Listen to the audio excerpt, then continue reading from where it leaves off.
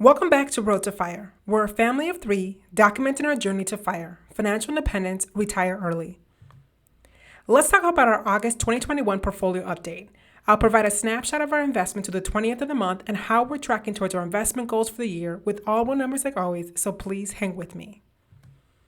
Now we hit a new investments milestone, and I love when we're able to hit a new milestone. I always try to celebrate every small win.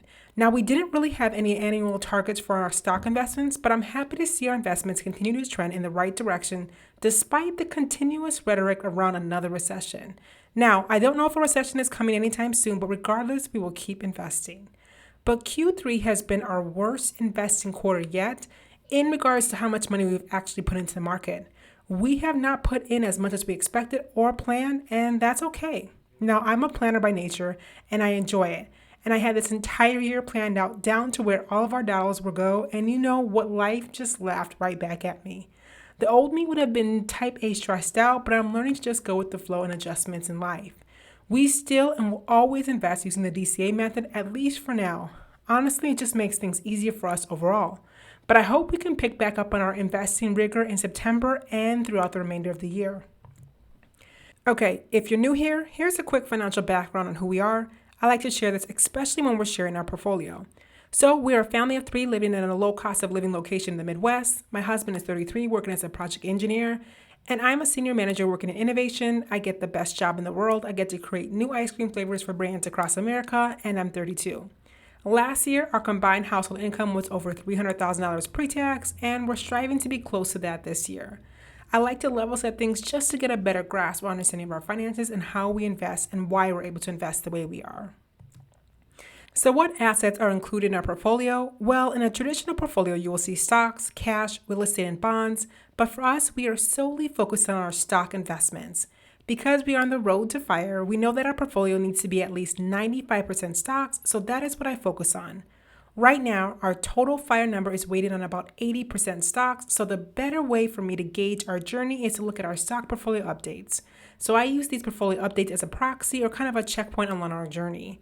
I know people organize their portfolio updates differently, but wanted to clarify on how we break out our assets. Our cash, real estate, and tiny bit of bonds will be included in our net worth update that comes out on the last week of every month. So here's a snapshot of our portfolio exactly a month ago in July. We hit just over $332,000, which is much better than expected despite investing about $2,000 after-tax dollars into the market. Keep in mind though, my husband and I are still maxing out our 401ks, HSAs, and getting a company match. Those contributions are automatically set and won't change throughout the year.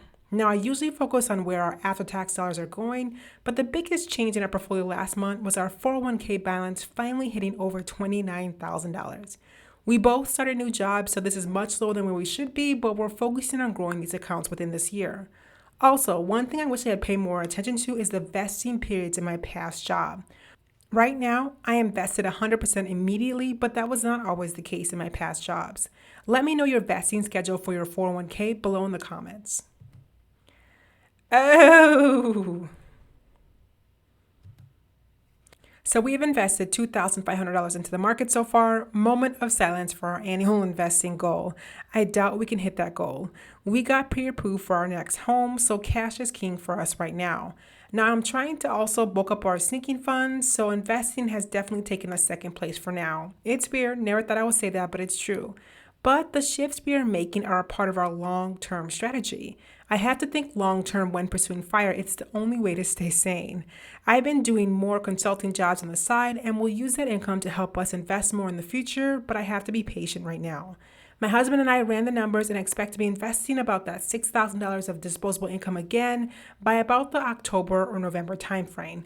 Fingers crossed that everything goes as planned.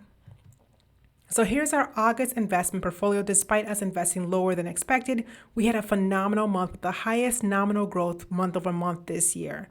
Not sure what is happening in the market, but I'm loving it. So let's dive into the details. Our IRA accounts with Vanguards are now 48% of our total portfolio and has a balance of $167,900 even at this time and is up over $5,000 month over month.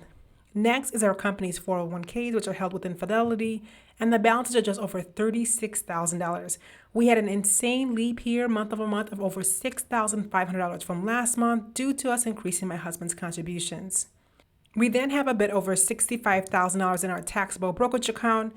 I separated my son's Atma this month as he's on a different timeline than us. But side note, I wanted to learn more about options and do option trading, so I wanted to set up an account with E-Trade. Lo and behold, I already had an account, and guess what? It had $1,000 in it. It looks like I did not log into this account until November 2018, so I was excited to see that I had additional $1,100 in this account that I can add to my overall brokerage account. Then we had our Roth account, which has a balance just over $53,000. This is also with Vanguard. This account is all capital gains month over month as we don't contribute to this account right now. My son's Atma has a balance of $21,174, which is 14% to his goal. I know we'll hit his goal of about $150,000 before he turns 18. And last but not least is our HSA, which is now over $7,000, making a lot of strides in this account. Late to the game on HSA, but still loving it overall. So our total portfolio in August through the 20th is $350,479, which is up over $18,000 versus last month. Definitely a great month for us overall. Latest buys stay the same with VTSAX, nothing new overall. I'm overall really happy with our progress in August. So here's our stock portfolio trend tracker. This gives you a short snapshot on the growth of our portfolio over the last 6 months. In June, our portfolio was just about $325,000, and in July, just over $332,000. And then we had about a 5.4% growth from July to August, landing at the $350,000 mark we're at right now. Now, if we use the same 6-month CAGR, I would say we'll be able to hit the $400,000 mark by early Q1 of next year. That is, of course, if the market keeps on trending in the right direction. We can't control the market, but we can control our contributions and our mindset. So how are we tracking towards our 2021 investing goal, one of our 5 top financial goals of the year? Not so well. We are at the 50% mark, and it's now well into the 8th month of the year. We have invested over $37,000 after-tax dollars into the market, which is amazing, but we still have a long way to go to hit our goal of about $75,000 for the year. Now, is it still possible? Yes, of course. We have many inconsistent streams of incomes that can have great months here or there. We also have bonuses coming that can help us get closer towards our goal. Our goal of $75,000 was a reach goal, but I won't give up until it's December 31st, 2021. Excited. We have been approved for our next home, and the great news is we don't need to have our current place rented to buy a new property. I was concerned with that as I didn't want to rush the tenant screening process. The market has slowed down, but we are still seeing some of our favorite choices turn to pending much faster than we thought. Now, if you don't have to buy a house right now, don't. But we kind of have to as things are shifting in our life, which is kind of forcing our hand. But again, it's all a part of our long-term plan. I will say that my husband and I are not house snobs. We don't need all the most updated things. In fact, we live in an over 100-year-old house with no dishwasher, central air, and spotty heat. We just don't need much. But I do feel bad for my guests when they're over, as it's been averaging over 90 degrees for the last couple of weeks. Also, my son is a trooper, so getting him a yard is key. We have seen a few houses this week and are running the numbers again and again, and I hope to have an announcement by early September, but you just never know. But I am okay if we are unable to find a house right now. I will not overpay, overbuy, and rush into the housing process. And honestly, I have no desire to be in a housing bidding war with anybody. We are not homeless. We have a place to stay. We don't have to move.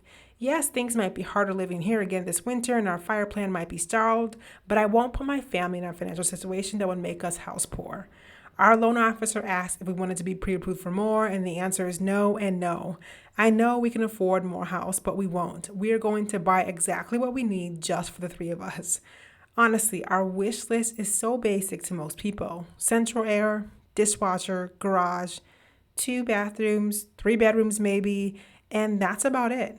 But I hope to have an update to you guys all next week or so if the negotiations go well. So far, they haven't. Plus, our desire to have land is not making things easier either. Now, if you made it this far, thank you so much for watching. But don't forget to like, comment, and subscribe below. Until next time.